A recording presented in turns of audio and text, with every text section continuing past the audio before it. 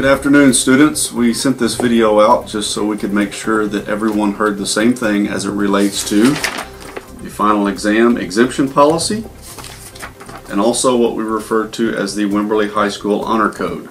I'd like to start with the exemption policy, and although it may not seem like it's very important to you right now, it will be important to you as we reach the end of the school year and many of you want to exempt some of your final exams. I'd like to hit some of the high points for you real quick. You will also be discussing this in your advisory classes today. The first criteria that we look at when it comes to final exam exemptions is attendance. Students must have 95% attendance in their classes in order to be exempt. That means roughly, when you look at the entire year's picture, you cannot have more than 8 absences in order to be exempt in any given class. The second is students' behavior and discipline. Any student who is assigned at any point during the year to AEP or alternative school is automatically disqualified from being exempt. In addition to that, any student who is assigned to ISS for 3 different infractions. So if you get 3 different placements in ISS, that would also disqualify you from being exempt.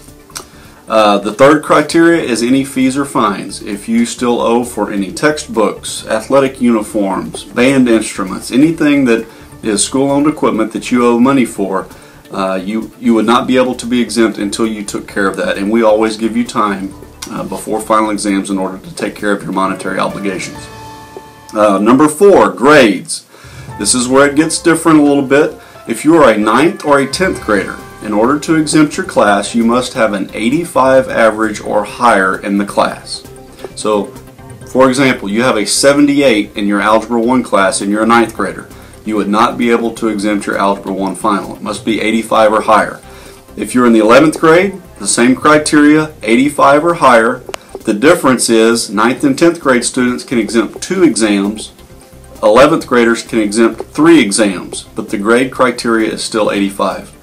12th grade students, our seniors, you must have an average of 80 or higher, and you can exempt 4 of your final exams in the spring semester. And the final criteria, number 5, when we determine who is eligible to be exempt, is what we're going to talk about next, and that is the Honor Code. You may not have been found in violation of the Honor Code at any time during the year. What is the Honor Code? The Honor Code is a document that was given to you in your text and guidelines packet that all of you have signed off on. The Honor Code simply is this. We're asking that all of our students uphold honesty and integrity when it comes to their academic assignments throughout the year. As we mentioned the first day of school when we met in the theater, academic dishonesty, cheating, plagiarism comes in many different forms, especially as we introduce electronic or technological devices to you this year. It could be as simple as copying someone's homework, which obviously is not allowed.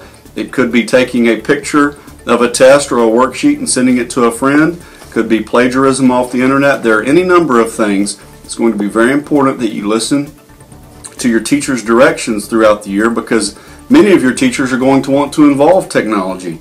But make sure you listen to your teacher's directions and you know what is involved with each assignment, because any violation of the Honor Code would disqualify you from being exempt. Furthermore, if you violate the Honor Code, that is a separate infraction, and we want to talk about that up front.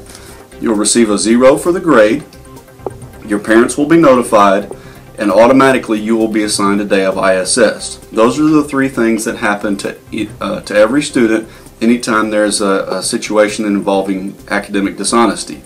The 4th thing is disqualification from exemption of final exams. Hopefully that will clear up some of your questions on these 2 documents. You're going to be talking about it more in advisory today. Hope you're all off to a great start 2013 to 2014. And we're going to have another video here with some of your peers to discuss the anti-bully pledge. What's up, WImberley? I'm Hunter, and we're here to talk to you today about bullying and kind of some of the problems we have here at WImberley. We have an awesome student body here, but we're not exempt from all of this, and there's stuff that all of you can do to help. Well, hey, WImberley High School, my name's Reed, and I'm here with Hunter and Maggie and Jackson, and we're going to talk about bullying. And bullying, I think we're really lucky to live in a school, or to go to a school that it isn't the stereotypical like cartoonish bullying that you see in the movies or whatever. It's not the big kid that takes the kid's lunch money or whatever.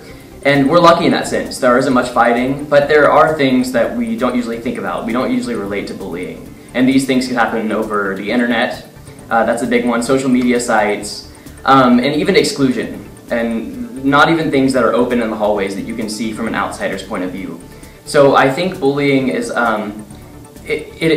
we need to start looking at it from more of a student point of view. And things like not inviting somebody or treating somebody like an outsider. And we need to start opening our perspective on that. So if you see anything, if you see any bullying or somebody that's not being treated like the others, open up to them. I mean, this is high school. We're not gonna stay in the same cliques or whatever in real life. So let's give everybody the same opportunity and treat everyone as equals. Everybody love everybody, in the words of Miss Van Hoosier.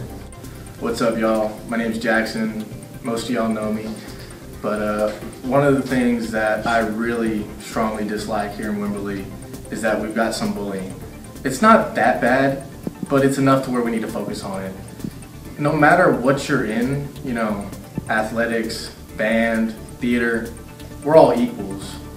So what my coaches really preach to me is saying, here in WImberley, we're all champions. We're good at everything. So let's act like champions, and champions don't bully.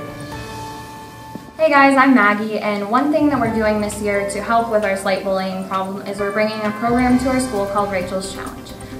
This program is not only to help to stop bullying, but it is to teach all of us here at school that it's not fixing the problem to just not be mean to people. You have to go out of your way to be kind and compassionate to everyone. And remember, y'all, if you have any problems with bullying, feel free to come and talk to any of us or any of the administrating staff here in WImberley. And remember, WImberley is the place to be.